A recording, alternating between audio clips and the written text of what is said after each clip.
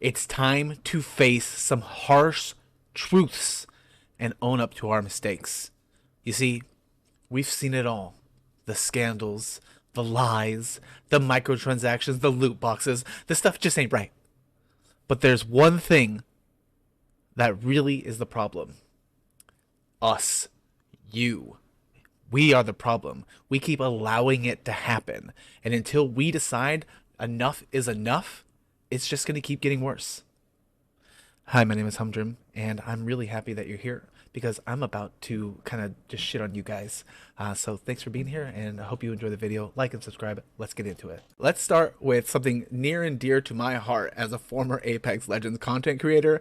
No Apex August. The gaming community's pledged to boycott Apex Legends in protest of all of its issues. Yet, when the new season arrived at the beginning of August, none of you were there. Many of you just abandoned your stance and returned to the game. I saw so much content on the internet about people who saying like, oh, no Apex August, I'm not going to be playing the game. I'm in support of no Apex August. Yes, please. And then the second this new season launched, they're putting out content about the new season. They're like, this is the best thing for the new tank character. Who even cares about all of the characters or new characters in Apex Legends? If the game doesn't run well, if the game doesn't have good servers, if you can't get into games, if you're getting matched with people that are brand new, you've been playing the game for 400 hours, that is not a good game. So why do you even care about new content for a game that is unplayable effectively? It's crazy, but it's exactly this. You go to a food truck, right?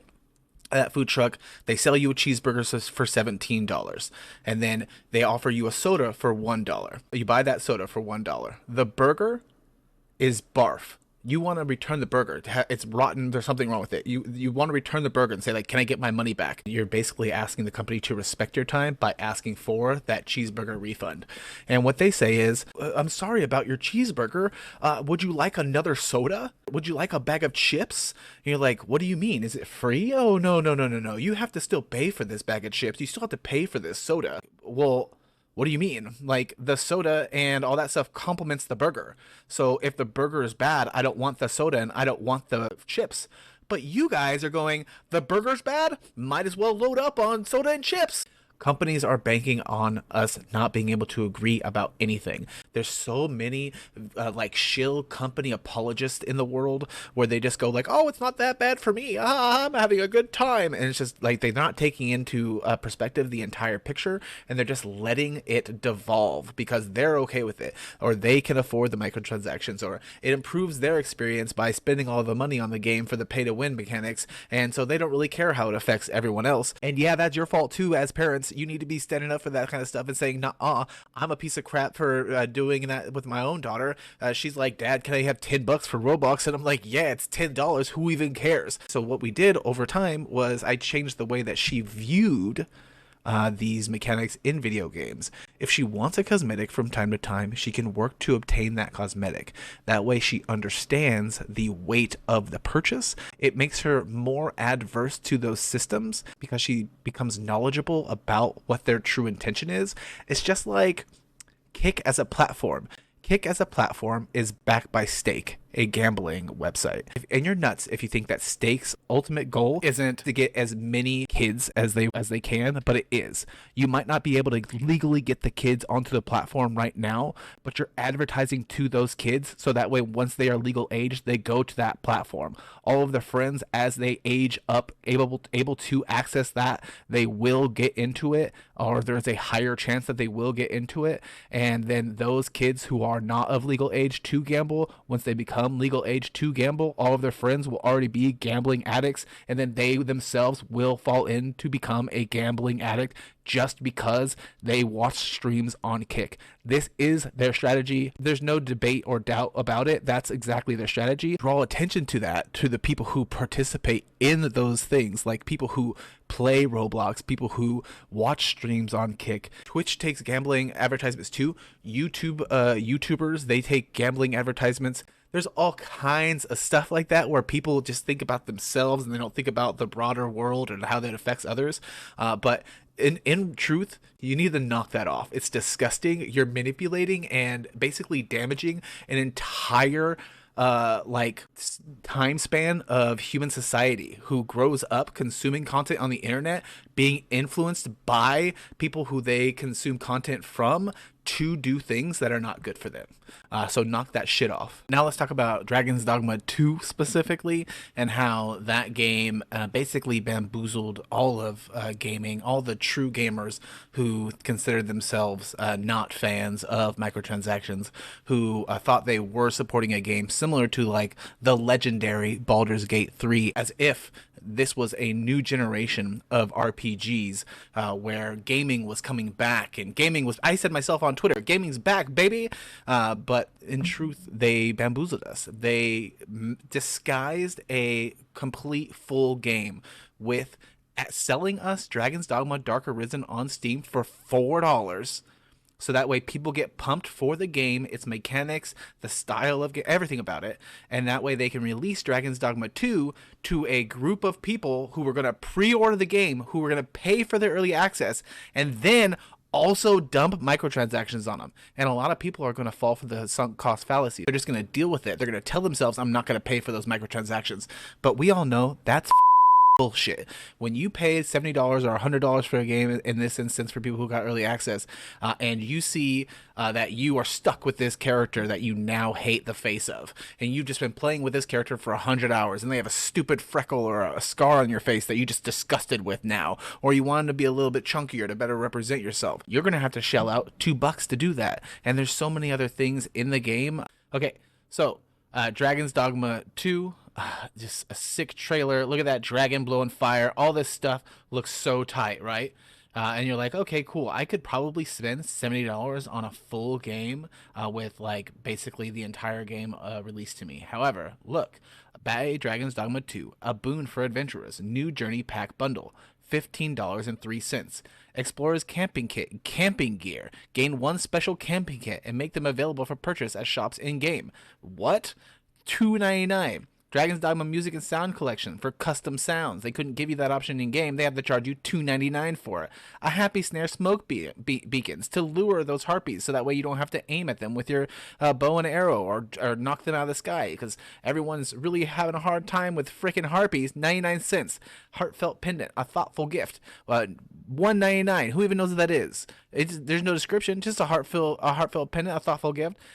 Ambivalent rift incense, chains pawn inclinations. That's $1.99. Let's see more. Escape from Gal, makeshift Gal key. If you want to just escape from Gal, that's 99 cents. You want a character editor, $1.99. Warp location maker, you can just make fast travel locations, which that shit's gonna be fucking crazy.